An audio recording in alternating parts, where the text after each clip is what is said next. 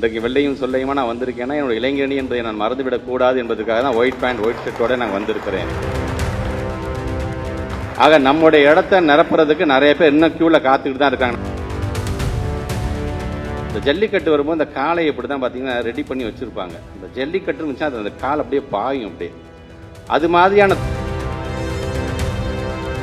அன்பில் மடியில் நான் பிறந்தேன் என்று சொன்னாலும், அறிவாலயத்தில் தாளாட்டப்பட்டவன் என்று சொன்னாலும், அன்பகம்தான் என்னை தூக்கி வளர்த்தது. எனக்கு தான் எல்லாமே தெரியும் அப்படிங்கிறது தலைமை பண்பு கிடையாது. உங்கள்கிட்ட நான் கத்துக்கிறேன். நம்ம மீது யாராச்சும் வசை போட்டாங்க நினைச்சா திருப்பி நம்ம திட்ட வேண்டிய அவசியம் இல்லை. சிங்க குட்டிகளாக இன்னும் 5 மாதத்தில் வேட்டையாட காத்து கொண்டிருக்கின்ற சிங்க குட்டிகளாக எங்களுடைய அனைவருக்கும் முதல்ல என்னுடைய மகிழ்ச்சியான வணக்கங்களை தெரிவித்து, நான் பேசுறதுக்கு திருப்பி ஒன்ஸ் மோர் உட்காந்து பார்க்கலாம். ஏன்னா ரொம்ப அருமையாக வந்திருக்கு அந்த பாட்டு. உள்ளபடியே அண்ணன் அவர்களுக்கு என்னுடைய நன்றிகள். பாடலை பாடிய திரைப்பட பாடகர் அண்ணன் மனோ அவர்களுக்கும், இசையமைத்திருக்கின்ற அன்பு சகோதரர் மாரி சக்தி அவர்களுக்கும், அவருடைய குடும்பத்தை சார்ந்திருக்கின்றவர்களுக்கும், மற்றும் வருகை தந்திருக்கின்ற பத்திரிகை துறை ஊடகத்துறை சார்ந்திருக்கின்ற நண்பர்களுக்கும் என்னுடைய வணக்கம். யாருடைய பிறந்த நாளை இன்றைக்கு நாம் மகிழ்ச்சியோடு கொண்டாடி கொண்டிருக்கின்றோம்.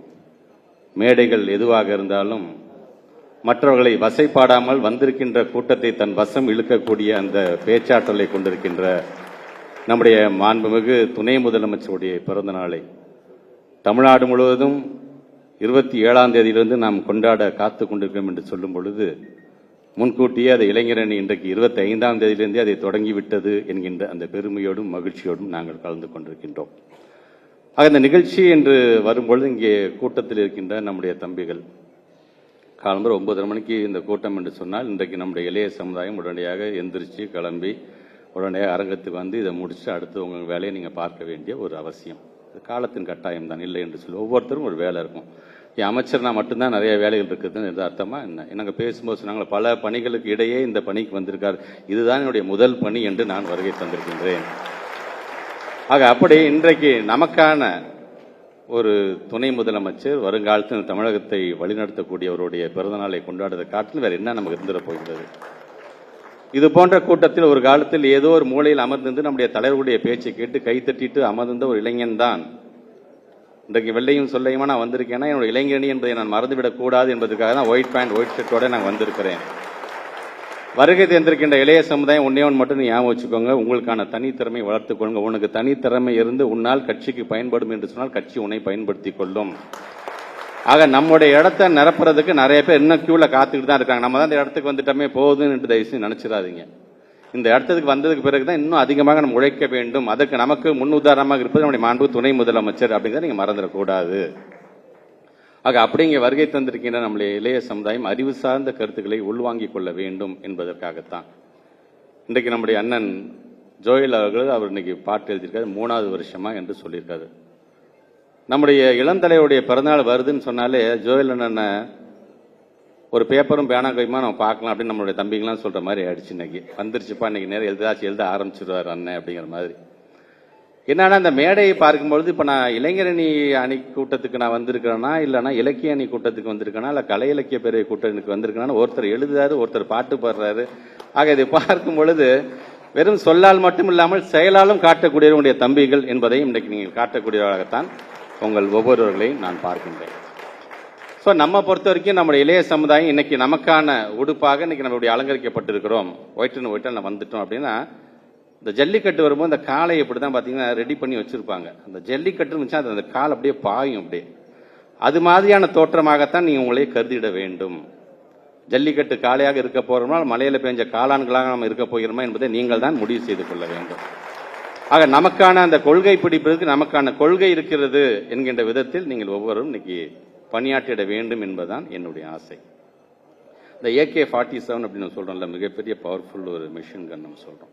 ஆனால் நம்ம இயக்கத்திற்கு MK-24 இருக்குது, நம்முடைய இயக்கத்திற்கு MKS-53 இருக்குது. இப்போ புதுசா ஒரு வெப்பன் வந்திருக்கு, MKUS-77 அப்படிங்கிற மிகப்பெரிய ஒரு வெப்பன்.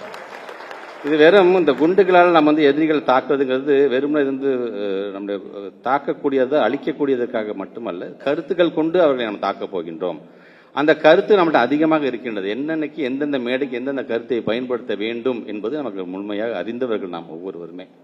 ஆக அப்படிப்பட்ட ஒரு அறிவு சார்ந்த சமுதாயத்தை நாம் படைத்திருக்கணும். அதனால தான் அண்ணன் அவர்கள் பயன்படுத்திய இந்த வார்த்தையெல்லாம் பார்த்தீங்கன்னா, அந்த இடி முழங்க இளம் தலைவர் அப்படின்பாரு, மாவீரன் அப்படின்னு சொல்வாரு, இந்த பாசிச சக்திகளை வீழ்த்தி வேறிருப்போம், இந்த மாதிரி வார்த்தைகள்லாம் அண்ணன் ஜோயில் எப்படி கம்பீரமா இருக்கிறோம் அது மாதிரி வார்த்தைகளும் பார்த்தீங்கன்னா கம்பீரமான வார்த்தைகளை பயன்படுத்தக்கூடியதான் அதை நான் பார்க்கின்றேன். அதுவும் நம்மளுடைய இளம் தலைவருடைய பிறந்தநாள் நிகழ்ச்சி அறிவாலயத்தில் கொண்டாடுறோங்கிற பொழுது இன்னும் எனக்கான ஒரு கூடுதல் மகிழ்ச்சி. என்னை வளர்த்தெடுத்த ஒரு இளைஞரணி, அந்த இளைஞரணி என்னை அழைத்திருக்கின்றது அப்படிங்கிறது எனக்கு கூடுதல் பெரும் உண்மைதான். அன்பில் மடியில் நான் பிறந்தேன் என்று சொன்னாலும், அறிவாலயத்தில் தாளாட்டப்பட்டவன் என்று சொன்னாலும், அன்பகம்தான் என்னை தூக்கி வளர்த்தது என்கின்ற அந்த ஒரு பெருமை எனக்கு என்றைக்குமே உண்டு. ஒன்று நினைச்சு பாருங்கள், நீங்க வருகை தந்திருக்கீங்களா, நம்ம ஒரு இளைய சமுதாயத்துக்கான நமக்கான வழிகாட்டியாக நம்முடைய இளம் தலைவர் இருக்கிறார் என்று சொல்லும் பொழுது, ஒரு இளைஞரணி செயலாளர் வந்துச்சா தன்னை ஒரு தொண்டனாக நினைத்துக்கொண்டே. இப்ப நடந்த அறிவு திருவிழாவில் கூட பேசக்கூட நான் தலைவர், நான் சொல்றதை நீங்க கேளுங்க அப்படின்னு சொல்லல. அது தலைமை பண்புக்கு அழகு இல்லை. உனக்கு ஏதாச்சும் கருத்து தான் நீ பேசு, அதை நான் ஓரமா உட்காந்து நான் கேட்கிறேன்ட்டு தனியா ஒரு சேர் போட்டு உட்காந்து ஒவ்வொருத்தருடைய கருத்தையும் நீ உள்வாங்கி கொண்டது மட்டுமல்ல, என்னை தனிப்பட்ட முறையில் பார்க்கும் பொழுது யார் யார் எந்தெந்த கருத்துக்கெல்லாம் சொல்லியிருக்காங்க, ரொம்ப அருமையா சொன்னாங்க அப்படின்னு அந்த பாராட்டு, அதுதான் தலைமை பண்பு. எனக்கு தான் எல்லாமே தெரியும் அப்படிங்கிறது தலைமை பண்பு கிடையாது. உங்ககிட்ட நான் கத்துக்கிறேன், நீ சொல்லு, அதை நான் வேற மாதிரி சொல்ல முடியுமா, நான் பார்க்கிறேன் என்று சொல்லக்கூடிய நமக்கான ஒரு முன் உதாரணமாக அவர் இருக்கிறார். அதே போன்ற ஒரு துணை முதலமைச்சர் என்று சொல்லும்போது பார்த்தீங்கன்னா தன்னுடைய நிர்வாக திறமையை எங்கெங்கெல்லாம் வெளிப்படுத்திட வேண்டுமோ அதை அவர் செய்கிறார். அதோடு சேர்த்து தன்னை ஒரு திராவிட இயக்கத்துடைய தலைவராக முன்னிறுத்தி கொள்ள வேண்டும் என்று சொன்னால் ஆரியத்தை வீழ்த்துவதற்கு என்ன மாதிரியான போராட்டங்களை நாம் நடத்த வேண்டும் அதையும் இன்னைக்கு அவர் நடத்தி கொண்டிருக்கின்றார்.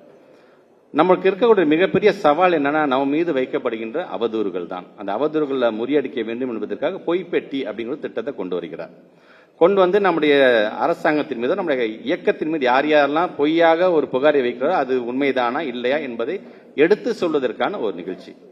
இப்படி தன்னை தயார்படுத்தி கொண்டு வந்த ஒரு இளைஞன் தான் 2019, 2021, 2024 தேர்தலில் ஒட்டுமொத்த தமிழ்நாடு முழுவதும் சுற்றி பயணம் செய்து ஒட்டுமொத்தமாக இயக்கத்திற்கான வெற்றியை பெற்று தந்தவர் நம்முடைய இளைஞனுடைய செயலாளர் என்கின்ற அந்த பெருமை நமக்கெல்லாம் உண்டு. சார், அதோடு நிறுத்தினாலும் பார்த்தீங்கன்னா சேலத்தில் ஒரு மிகப்பெரிய ஒரு மாநாடு. அந்த மாநாட்டை கூட்டி அவர் பேசும்பொழுது கூட லட்சக்கணக்கான என்னுடைய இளைஞர்களை நான் அழைத்திருக்கிறேன், இங்கே அவர்கள் கூடியிருக்காங்க என்று எண்ணிக்கையின் அடிப்படையில் சொல்லல. நான் இளைஞர்களை கூப்பிடவில்லை, நான் அதிகப்படியாக நான் கொள்கை வீரர்களை நான் அழைத்திருக்கின்றேன் என்று அவருடைய எண்ணங்களை அங்கே அவர் பிரதிபலிக்கின்றார். சரி, அதோடு அவர் நிறுத்தினாரா? முத்தமிழறிஞர் பதிப்பகம் என்கின்ற பெயரில் திராவிட இயக்கத்தை சார்ந்த புத்தகங்கள்லாம் வெளியிட்டு அதை பதிப்பித்து அதெல்லாம் நம்முடைய மாணவ செல்வங்களாக இருந்தாலும் இளைய சமுதாயத்தை கொண்டு செல்ல வேண்டும் என்ற விதத்தில் இன்னைக்கு அந்த பணியும் இன்னைக்கு அவர் செய்து கொண்டிருக்கின்றார். இப்படி ஒவ்வொன்றையும் செய்யக்கூடிய அவருடைய பிறந்த நாளை தான் இன்றைக்கு தமிழ்நாடு முழுவதும் நாம் கொண்டாடிக்கணும். நினைச்சு பாருங்க, 234 தொகுதியும் லைப்ரரி கொண்டு வந்துட்டோம். எல்லா தொகுதியிலும் பாசறை கூட்டத்தை நடத்தி முடிச்சுட்டு ஒரு கொள்கை கூட்டத்தை இன்னைக்கு தயார்படுத்தி, அதனால்தான் எங்கு போனாலும் இளைஞரணிக்கு என்று தனியாக ஒரு முக்கியத்துவத்தை தரக்கூடியவராக இன்னைக்கு அவர் விளங்கி கொண்டிருக்கிறார் என்பதை நம்ம கண்கூடாக நம்ம பார்க்க முடியும். இது மட்டும் தானா? துணை முதலமைச்சராக அவர் என்னென்னலாம் செய்திருக்காரு? செஸ் ஒலிம்பியாடு கொண்டு வந்ததுலேருந்து ஃபார்முலா F4 கார் ரேஸ் கொண்டு வந்தது, எவ்வளோ இடைப்பாடுகள் அதெல்லாம் கடந்து அதை வெற்றிகரமாக நடத்துனதுலேருந்து ஒரு ஹாக்கி போட்டி அப்படி வந்துச்சுன்னா ஒரிசா மாநிலத்தில் தான் நடந்துச்சு. அதை கொண்டு வந்து தேசிய லெவலாக இருந்தால் ஏசியன் லெவலாக இருந்து, ஏன் இன்னைக்கு வேர்ல்டு கப் ஹாக்கி மதுரையிலும் சென்னையிலும் நடத்துவதற்கான அந்த வழிவகை செய்ததிலிருந்து, சரி நீ சாதிக்க நினைக்கிறியா, உனக்கு டேலண்ட் இருக்கா, நீ கவலைப்படாத என்று சொல்லி சாம்பியன்ஸ் பெடரேஷன் தனியாக இன்னைக்கு ஆரம்பிக்கப்பட்டு அதன் மூலமாக நம்முடைய இளைய சமுதாயத்துக்கு உதவிட வேண்டும்.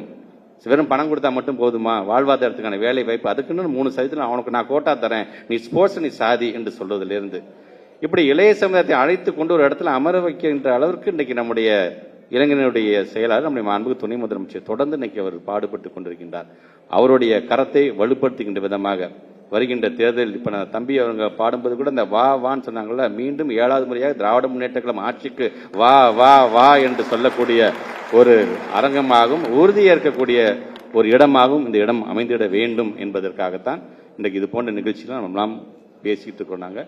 ஸோ கருத்துக்களை முழுமையாக உள்வாங்கிக் கொள்ளுங்க. நம்ம மீது யாராச்சும் வசைப்பாடுனாங்க திருப்பி நம்ம திட்ட வேண்டிய அவசியம் இல்லை. நம்முடைய கருத்துக்கள் மூலமாக பதிலடி வழங்கிட வேண்டும். அதுதான் நம்முடைய துணை முதலமைச்சர் நமக்கு சொல்லி தந்த பாடம். அவருடைய கரத்தை வலுப்படுத்துவதற்கு அதுதான் சரியான வழியாகவும் இருக்கும் என்பதற்காகத்தான் அதையும் நான் சொல்கின்றேன். ஆக இந்த நல்ல ஒரு நிகழ்ச்சியை ஏற்பாடு செய்திருக்கின்ற அதற்கு காரணமாக இருக்கின்ற அண்ணன் ஜோயல் அண்ணன் அவர்கள் பல்வேறு பணிகள் இளைஞனை சார்ந்து பல்வேறு பணிகள் இருக்குது என்று சொன்னாலும் தான் யாரை தலைவனாக ஏற்றுக்கொண்டேனோ அந்த தலைவன் மீது அவருக்கு செலுத்துகின்ற அன்பு, தலைவன் செலுத்துகின்ற காதலை வெளிப்படுத்துகின்ற விதமாகத்தான் இன்றைக்கு இது போன்ற வரிகள்லாம் வெளிப்பட்டு கொண்டிருக்கின்றது. ஒரு ஆடு மேய்ப்பவருக்கும் ஒரு ஆசிரியருக்கும் பிறந்த ஒரு குழந்தை இன்னைக்கு மிக அழகாக இந்த பாடலை இன்னைக்கு வடிவமைத்திருக்கிறார், தந்திருக்கிறார் என்று சொல்வது அவருக்கு மட்டுமல்ல, இதற்காக பணியாற்றிய கேமராமேன்லேருந்து, எடிட்டர்லேருந்து, மியூசிக் டைரக்டர்ஸ், பாடியவர்கள்லேருந்து, அது எழுதினவர் முதற்கொண்டு அனைவருமே நான் பாராட்ட நான் கடமைப்பட்டிருக்கின்றேன். ஆக வருகை தந்திருக்க நீங்கள் இது போன்ற பாட்டுகள் நமக்கு மகிழ்ச்சியும் எழுச்சியும் தருவது என்பது ஏதோ அந்த 4 நிமிஷம் 5 நிமிஷத்தில் முடிஞ்சிட்டு அடுத்த வேலை என்று இல்லாமல் அது என்றைக்குமே நம்முடைய நினைவில் இருக்கக்கூடியதாக இருக்க வேண்டும். அப்பொழுதுதான் என்னை பொறுத்த வரைக்கும் முத்தமிழர் கலைஞர் சொல்வது போலதான் எல்லா சிப்பிகளையும் பார்த்தீங்கன்னா முத்துக்கள் இருக்காது. சில சிப்பிகள் முத்துக்கள் இருக்கும், சில சிப்பிகளில் முத்துக்கள் இருக்காது. ஆனால் நம்மளுடைய இயக்கத்தை சார்ந்திருக்க இளைஞரணி என்கின்ற சிப்பியில் தான் ஒவ்வொன்றும் முத்துக்களாக இருக்கிறது என்பதை நான் பெருமையோடு நான் எடுத்து சொல்வேன். தோண்டுகின்ற சுரங்கள் எல்லா சுரங்கத்திலையும் தங்க கட்டி கிடைச்சிடாது. ஆனால் நம்முடைய இளைஞரணி என்ற சுரங்கத்தில் தோண்ட தோண்ட தங்க கட்டிகள்ல சிங்க குட்டிகளாக இன்னும் 5 மாதத்தில் வேட்டையாட காத்து கொண்டிருக்கின்ற சிங்க குட்டிகளாக எங்களுடைய இளைஞரணி தம்பிகள் இருக்கின்றார்கள். வேட்டையாடுகிறது என்று சொல்லுவது மனித வேட்டை அல்ல, வாக்கு வேட்டையில் நாம் வெல்வோம். வாக்கு வேட்டை நடத்துவதற்கு நாம் நம்ம இன்றிலிருந்தே தயார்படுத்திக் கொள்வோம் என்று உறுதி செல்லுகின்ற ஒரு நிகழ்வாகும் இந்த நிகழ்வு அமையட்டும் என்று சொல்லி உங்களோடு சேர்ந்து நம்முடைய துணை முதலமைச்சர் பல்லாண்டு காலம் வாழ்க வாழ்க வாழ்க என்று வாழ்த்தி இந்த உரை நிறைவு செய்கிறேன். நன்றி, வணக்கம்.